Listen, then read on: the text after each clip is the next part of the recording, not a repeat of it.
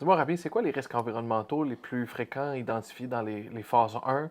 Puis aussi, pourquoi c'est souvent sous-estimé par les acheteurs et contracteurs? Parfait. Donc, c'est quoi c'est cas par cas là, pour répondre à ta question. Une phase 1, là, c'est une étude historique et recherche documentaire sur les risques liés à une activité particulière. Là, il faut tout d'abord évaluer euh, les risques selon les activités, puis ensuite, comme je viens de t'expliquer là, chaque activité génère des risques qui lui sont associés. Il n'y a pas, par exemple, sur une station de service, on donne toujours les stations de service parce que c'est le cas le plus connu là. On sait que c'est les hydrocarbures, par exemple, les hydrocarbures aromatiques polycycliques, les composés organiques volatiles, le benzène, le bétex, benzène, toluène, éthylène et xylène. Donc, c'est cas par cas. Donc, il faut identifier les risques avec une étude de phase 1, puis ensuite déterminer quels sont les polluants qui sont associés à ce type d'activité. Donc, on peut dire qu'une bonne phase 1, ça limite souvent les problèmes futurs. Mais oui, bien sûr, là, c'est sûr que, comme j'ai dit, dans une transaction, il faut toujours commencer par une phase 1. Si, disons, souvent, il y a des clients qui nous appellent, ils nous demandent de passer directement à la phase 1. Donc là, il y a en fait beaucoup de clients qui nous appellent, ils veulent passer à la phase 2 directement sans passer par la phase 1, ce qui est une très mauvaise idée parce que parfois on passe à côté des risques qu'on ne peut pas déterminer. Donc c'est la phase 1 qui détermine le risque. C'est toujours recommandé de commencer par une phase 1 dans une transaction immobilière et c'est toujours recommandé aussi dès le début de commencer par une phase 1 avant n'importe quelle transaction immobilière. C'est Parfait. sûr que c'est comme on l'appelle, la phase 1, c'est une évaluation environnementale, c'est la protection de l'investissement.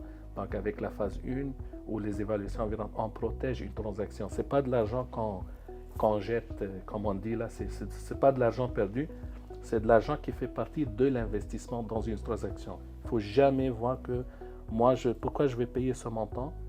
Est-ce que ça vaut la peine? Oui, ça vaut la peine dans des transactions immobilières parce que tu protèges ton investissement. Donc, une conformité bancaire, c'est pour s'assurer d'éviter des surprises là, suite à l'acquisition. Exactement. Non, fantastique. Ouais.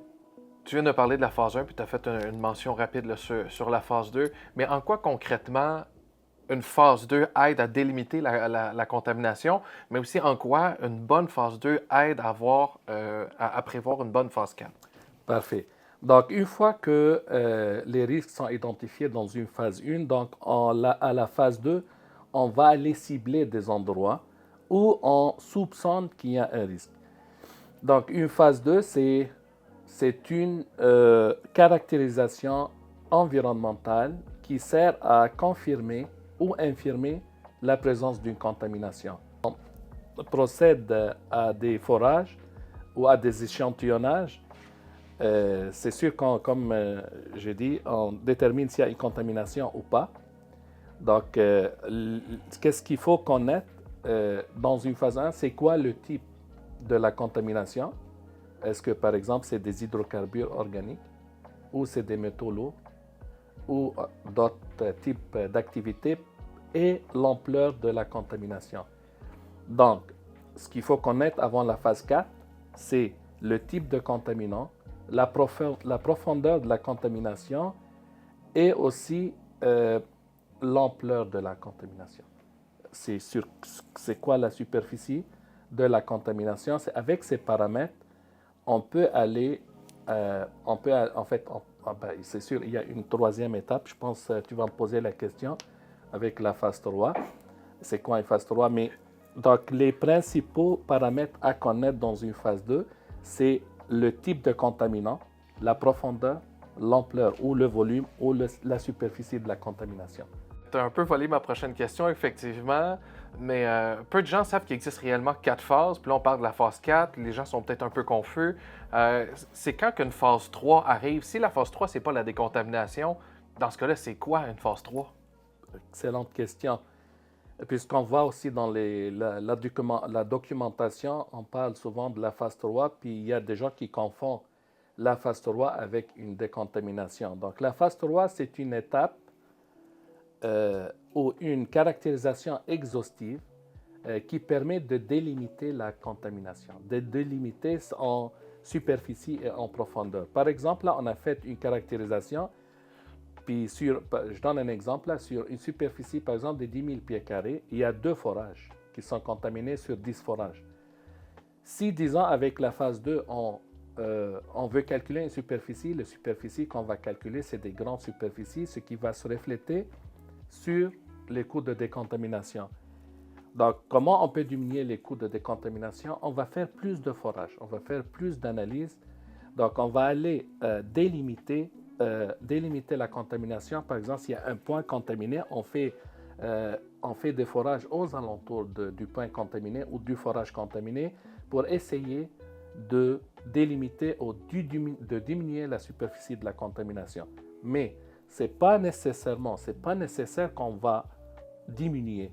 En fait, on procède à une phase 3 dont l'objectif ou le but de diminuer le volume ou la quantité de sol, mais dans certains cas, on trouve d'autres contaminants qu'on n'a pas déterminés lors de la phase 2. Donc, le but du phase 3, c'est de délimiter et essayer de délimiter la contamination et d'essayer de diminuer les coûts d'une décontamination. Donc, ça nous amène en fin de compte à l'adage qui dit qu'en décontamination, on sait où est-ce qu'on commence, mais pas où est-ce que ça finit. Qu'est-ce que tu en penses de ça? Oui, dans le cas où les études ne sont pas complètes. Avec des études complètes et des études bien faites, c'est sûr quand on sait où est-ce qu'on commence et on sait où est-ce qu'on termine. Puis nous, comme ça fait quand même plusieurs années, une quinzaine d'années qu'on fait des décontaminations de sol, donc là, c'est dans des cas rares qu'on avait des dépassements en cours de décontamination. Donc, il faut miser quand même sur des bonnes études pour avoir des bons résultats en cours de décontamination. Arrivé.